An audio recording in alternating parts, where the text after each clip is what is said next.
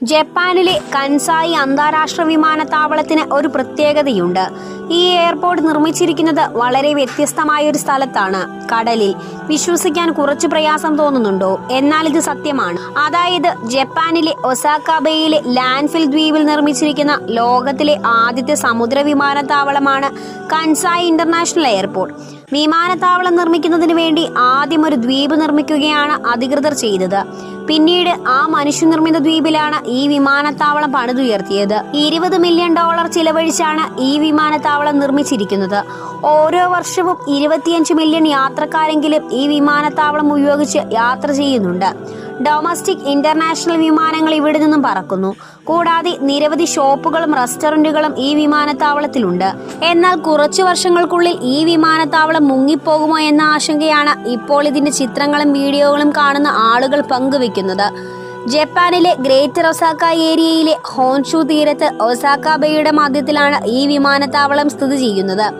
Kankujima എന്ന മനുഷ്യനിർമ്മിത ദ്വീപ് ഈ വിമാനത്താവളം പണിയുന്നതിനു വേണ്ടി മാത്രം നിർമ്മിച്ചതാണ്. ഒസാക്ക ഇന്റർനാഷണൽ എയർപോർട്ടിലെ തിരക്ക് കൂടിയപ്പോൾ അതിനൊരു പരിഹാരമായിട്ടാണ് ഈ കൻസായി വിമാനത്താവളം നിർമ്മിച്ചിരിക്കുന്നത്. ഈ വിമാനത്താവളത്തിന് 2 ടെർമിനലുകളാണുള്ളത്. ടെർമിനൽ 1 ഡിസൈൻ ചെയ്ത് റെൻസോ പിയാനോയാണ്. പ്രധാന എയർലൈനുകളുടെ ഡൊമസ്റ്റിക് ഇന്റർനാഷണൽ ഫ്ലൈറ്റുകൾ ഇവിടെ വരുന്നു. 1.7 കിലോമീറ്ററാണ് നീളം. ലോകത്തിലെ ഏറ്റവും നീളം കൂടിയ എയർപോർട്ട് ടെർമിനലാണിത്. ടെർമിനൽ 2 ലോക്കൽ ഫ്ലൈറ്റുകൾക്ക് മാത്രമായുള്ളതാണ്. ലോകത്തിനാകെ ആകർഷണമുള്ള വിമാനത്താവളമാണെങ്കിലും ഇതേ ചൊല്ലിയുള്ള ചർച്ചകളും വിമർശനങ്ങളും എപ്പോഴും ഉണ്ടായിട്ടുണ്ട്. സ്മിതസോണിയൻ മാഗസിൻ പ്രകാരം 1994 വിമാനത്താവളം ആദ്യമായി തുറന്നത്. 2018 ആയപ്പോഴേക്കും അത് 38 അടിയായി താഴ്ന്നു എന്നാണ് റിപ്പോർട്ടുകൾ പറയുന്നത്. ഇത് എഞ്ചിനീയർമാർ പ്രവചിച്ചതിനും 25% കൂടുതലാണ് എന്നും പറയപ്പെടുന്നു.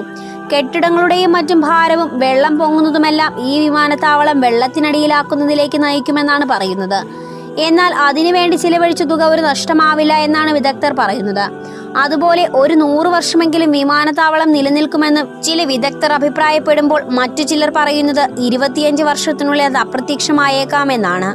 20 വർഷത്തെ ആസൂത്രണത്തിനും 7 വർഷത്തെ നിർമ്മാണത്തിനും US ഗവൺമെന്റിന്റെ $15 ബില്യൺ നിക്ഷേപത്തിനും ശേഷം ആധുനിക ചരിത്രത്തിലെ ഏറ്റവും ചിലവേറിയ സിവിൽ വർക്ക് പ്രോജക്റ്റ് ആയിരുന്നു ഈ പദ്ധതി. American society of civil engineers 2001 civil engineering സ്മാരകം ഓഫ് ദ മില്ലേനിയം അവാർഡ് നൽകിയ 10 ഘടനകളിൽ ഒന്നായിരുന്നു ഈ വിമാനത്താവളം. ജപ്പാൻ വലിയ ഭൂകമ്പ മേഖലയായതിനാൽ അവയെ അതിജീവിക്കുന്ന രീതിയിലാണ് കൻസായി വിമാനത്താവളം നിർമ്മിച്ചത്. 1995 ജനുവരിയിൽ ജപ്പാനിൽ കോബെ ഭൂകമ്പമുണ്ടായി. കൻസായിയിൽ നിന്ന് 5 കിലോമീറ്റർ അകലെയുള്ള ഹോൻഷു ദ്വീപിൽ 6300-ലധികം ആളുകൾ മരിച്ചു. പക്ഷേ കൻസായി വിമാനത്താവളം ഈ ഭൂകമ്പത്തെ അതിജീവിച്ചു. 1998-ലുണ്ടായ ചുഴലിക്കാറ്റിലും വിമാനത്താവളത്തിന് കാര്യമായ കേടുപാടുകൾ സംഭവിച്ചിട്ടില്ല.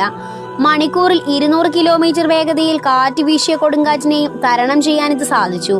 പ്രധാനമായും അതിന്റെ പല ഘടനകളും അത്തരത്തിൽ പ്രകൃതി ദുരന്തത്തെ അതിജീവിക്കാൻ കഴിയുന്ന രീതിയിലാണ് നിർമ്മിച്ചിരിക്കുന്നത്. നിങ്ങൾക്ക് ഈ വീഡിയോ ഇഷ്ടമായ ലൈക്ക് ചെയ്യുവാനും ചാനൽ സബ്സ്ക്രൈബ് ചെയ്യുവാനും മറക്കരുതേ.